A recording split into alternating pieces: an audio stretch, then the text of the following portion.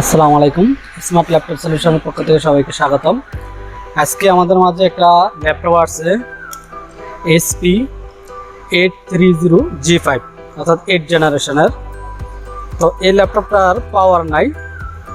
তো এটা এখন আমরা আইডেন্টিফাই করব যে কি প্রবলেম। স্টেপ বাই স্টেপ আমরা এটা আইডেন্টিফাই করব।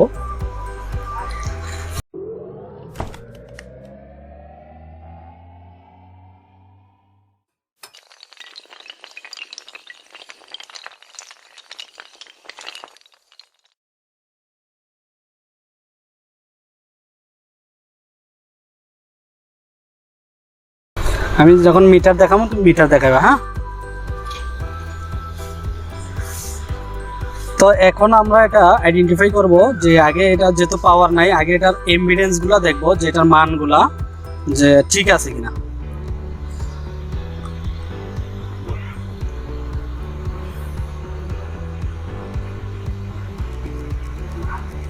হ্যাঁ, 3 ভোল্টের ফেজ ওকে,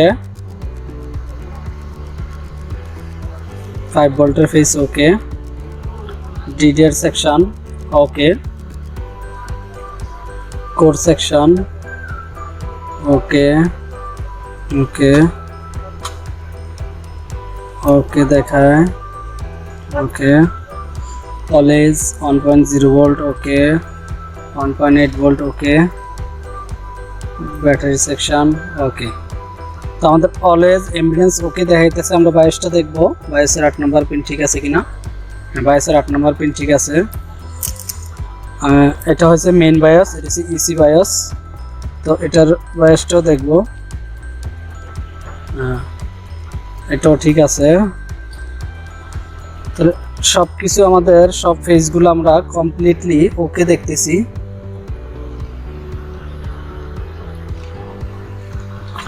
তো এখন আমরা এটা চার্জারটা ইনপুট করব। চার্জারটা ইনপুট করে দেখবো যে এটা ভোল্টেজগুলো সব ওকে আসে কিনা।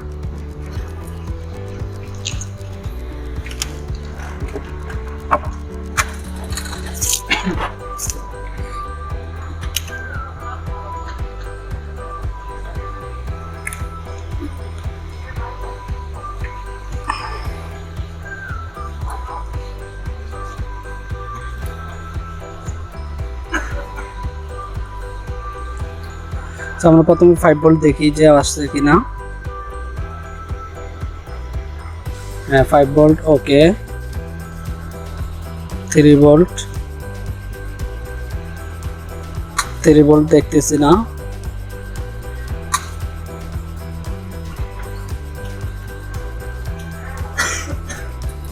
Battery section voltage. তো আমরা সুইচিং একটু দেখি যে আসে কিনা। সুইচিং এ 3.0 ভোল্ট দেখাইতেছে। তো সুইচিং এর ভোল্টেজ ঠিক আছে। তো আমরা একটু এখানে দেখি ধরে 3 ভোল্ট, যেহেতু বাতিটা একবার গ্লো করে চার্জারটা লাগাইলে একটু হালকা গ্লো করে সুইচটা বাতি।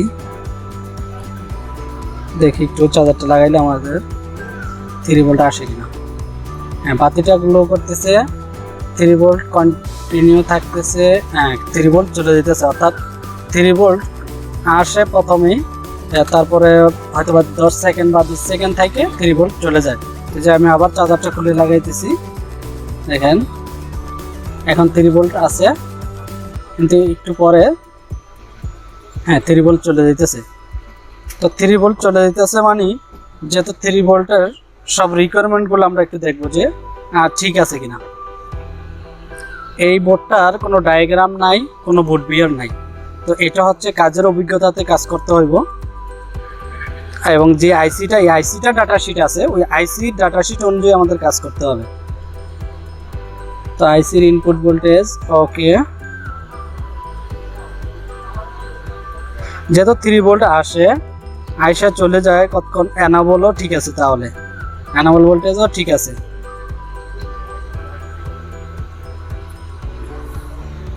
তো যখন আমি সুইচ করতেছি,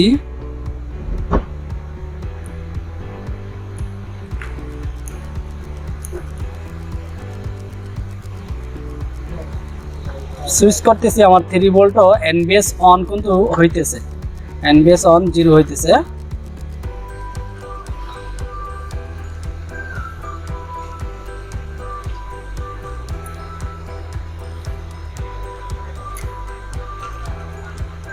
হ্যাঁ, বাতিটা যেহেতু হয় তাহলে আমার দেখতে হবে যে আউটপুট কোনো প্রবলেম আছে কিনা। অর্থাৎ 3.3 ভোল্ট যেহেতু অলওয়েজ, এখানে 3 ভোল্ট অলওয়েজ থাকবে, 5 ভোল্ট অলওয়েজ থাকবে। যেহেতু অলওয়েজ থাকতেছে না তাহলে আউটপুটে কোনো প্রবলেম, যেহেতু আইসিও হালকা একটু হিট হচ্ছে, ওভার হিট, হালকা একটু হিট হয়ে যেতেছে, যে হাত দিলে বোঝা যাইতেছে হিট হইতেছে, অর্থাৎ আইসি আউটপুট দিতে পারতেছে না। কারণ কি, আউটপুট কোনো শর্ট আছে এই কারণে। তো আমরা আউটপুট নিয়ে একটু কাজ করব, দেখো যে আউটপুটে কোনো প্রবলেম হয় কিনা।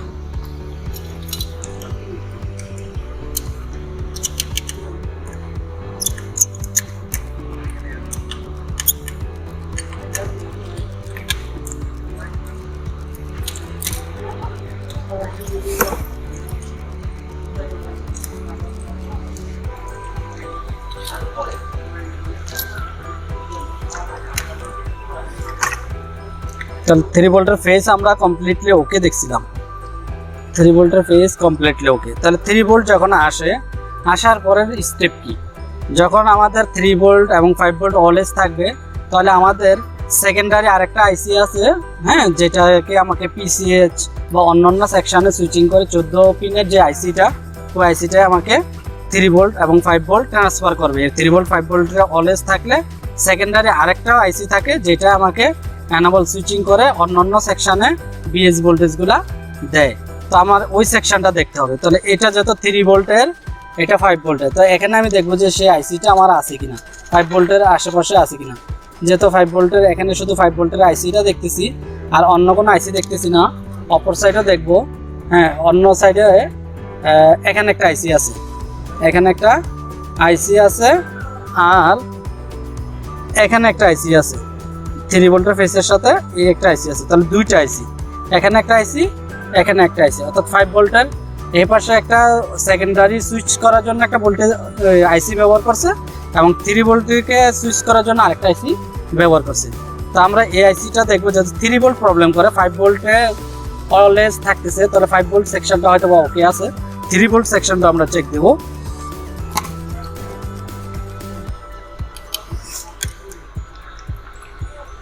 $268, তাহলে এটা হচ্ছে আইসি। তো আইসির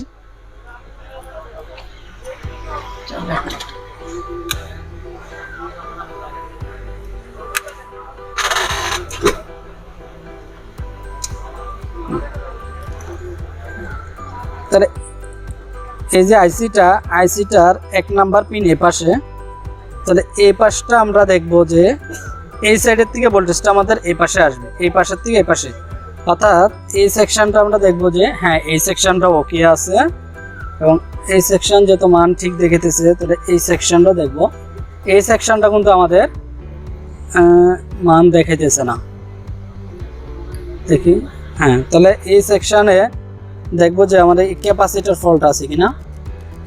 এই যে ক্যাপাসিটর মাপ দিতেছি 0 দেখাইতেছে, এর ভিতরে যে দুইটা ছোট ছোট ক্যাপাসিটর আছে এগুলো দেখতে হবে। তো প্রথমে আমার দেখতে হবে ক্যাপাসিটরটা উঠে যে এই ক্যাপাসিটরটা ফল্ট কিনা, এটা একটু এখন আমরা দেখবো উঠে।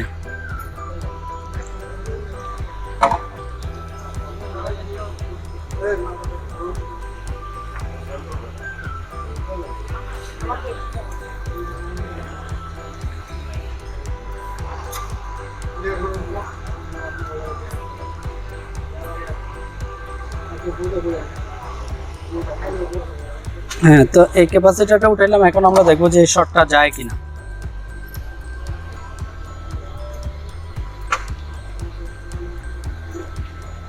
না, আমাদের কিন্তু শর্ট যায় নাই এখনো। তো আমরা আইসিটা উঠাবো, দেখি যে আইসিটার থেকে শর্টটা আসছে কিনা।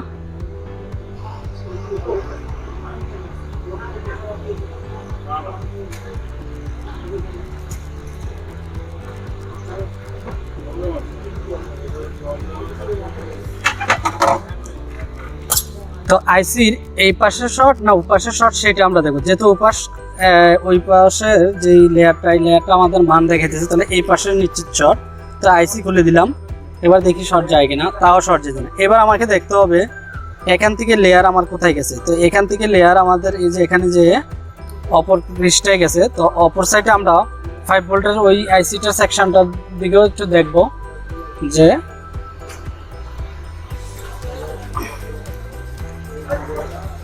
তো 5 ভোল্টের এই যে আইসিটা এই আইসিটার তো আমরা দেখবো যে এই পাশ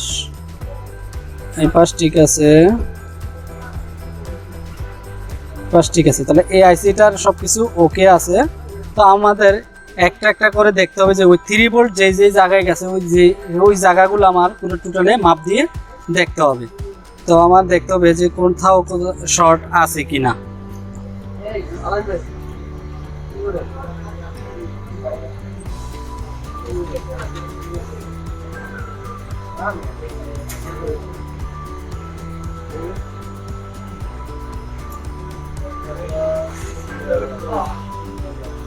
যে ক্যাপাসিটরটা শর্ট দেখায় ওই ক্যাপাসিটরটা আমার উঠে দেখতে হবে যে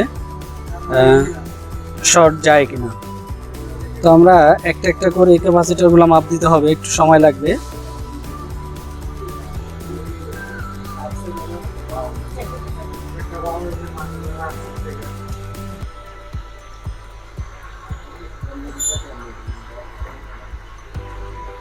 সব দেখায় এটা প্রসেসরের।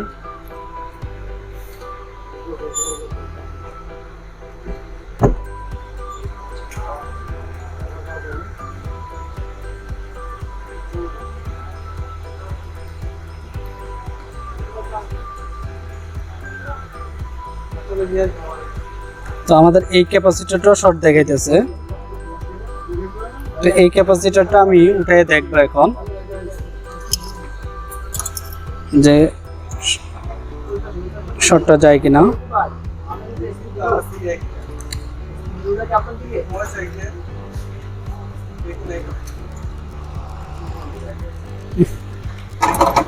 এটা পড়ে গেছে।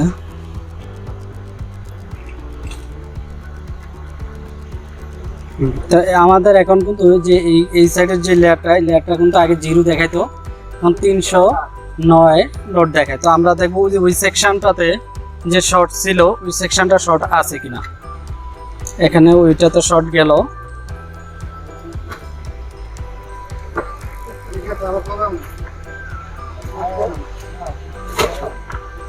হ্যাঁ, এখন কিন্তু আমার এখানে শর্ট নাই, যে আমাকে 309-10 দেখাইতেছে। তো আমরা আবার আইসিটা লাগাবো।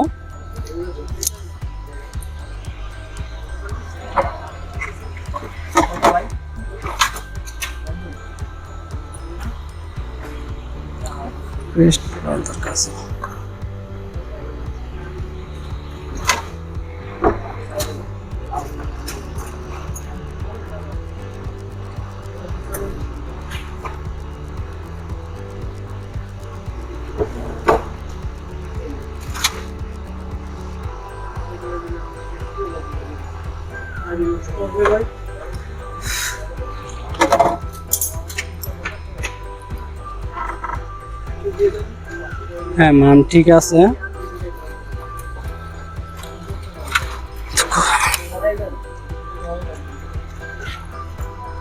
এই পাশে একটা ক্যাপাসিটর শর্ট ছিল, ক্যাপাসিটরটা আমরা এখন লাগাবো। একটা ক্যাপাসিটর সিরামিক একটা ক্যাপাসিটর লাগাবো।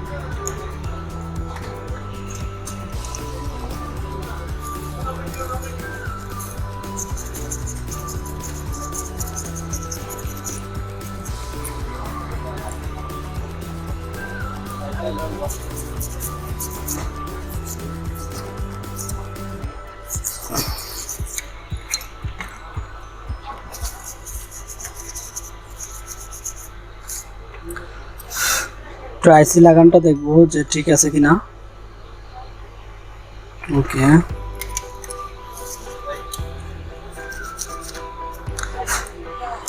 তো আমরা দেখবো ওই সেকশনটা এখন সব ওকে আছে কিনা ওই সেকশনটা। হ্যাঁ 305। ঠিক আছে, তো আমরা এখন আবার একটু চার্জারটা লাগাবো। চার্জারটা লাগিয়ে দেখবো যে আমার অলওয়েজ 3 ভোল্ট থাকে কিনা। চার্জারটা তো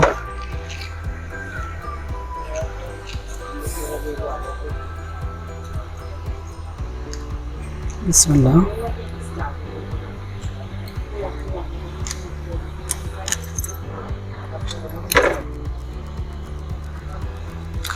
আমাদের মেশিনটা কিন্তু রান হয়ে গেছে, এই যে বাতি জ্বলতেছে, প্রসেসরও হিট হইতেছে। তাহলে বোঝা গেল যে আমাদের এই 3 ভোল্ট ঠিক আছে। আরেকবার দেখি,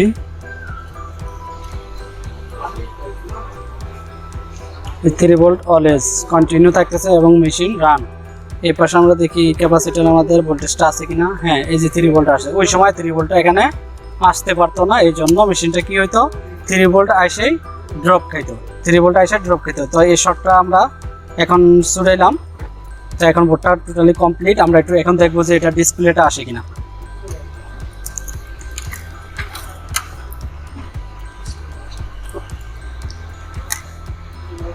পেস্টটা দাও তো, থার্মাল পেস্টটা দাও তো, থার্মাল পেস্টটা দাও।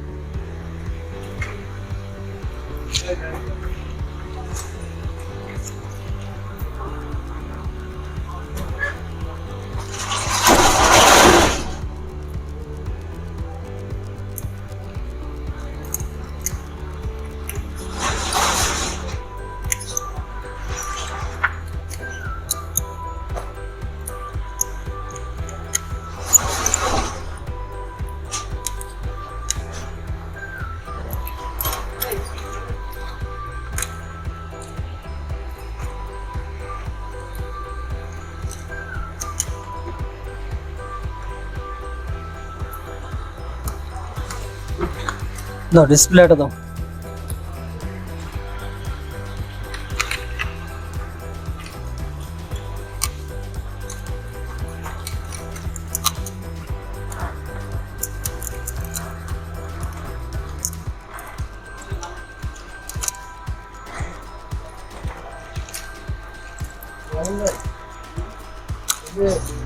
একটা মারা বসে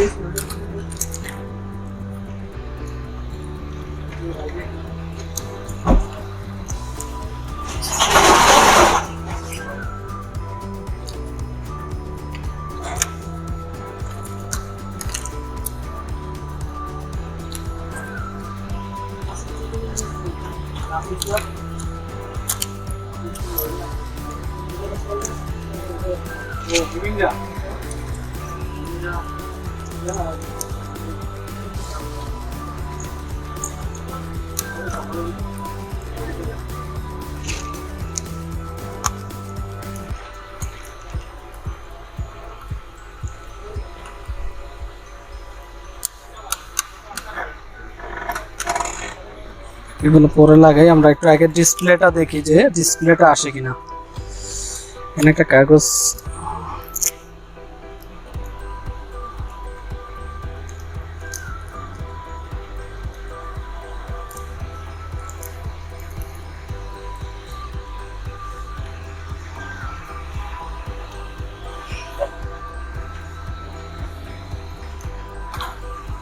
চাদরটা দাও।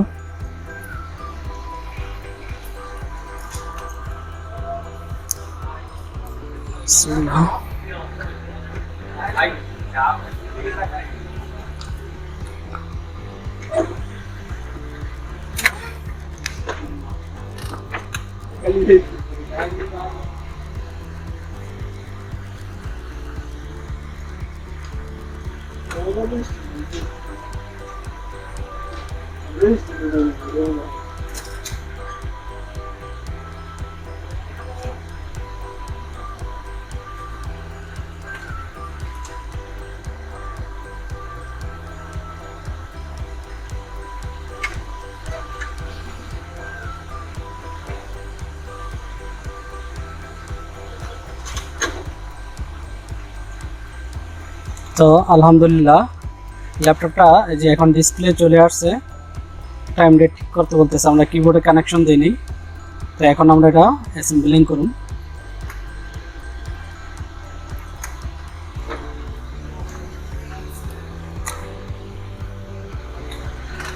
তো এই ল্যাপটপটা আমরা এখন ওকে করলাম।